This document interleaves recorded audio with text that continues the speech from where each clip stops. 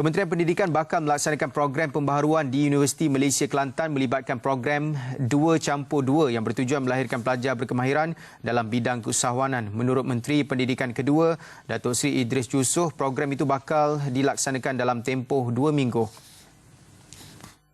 Ada program 2+2 di mana pelajar-pelajar keusahawanan akan belajar 2 tahun akademik, 2 tahun belajar bekerja on the ground macam mana jadi seorang usahawan.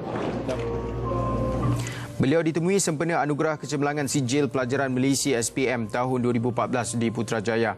Selain itu, beberapa program lain seperti program bersepadu CGPA dan Massive Open Online Courses MOOC juga bakal dilaksanakan oleh kementerian dalam masa terdekat.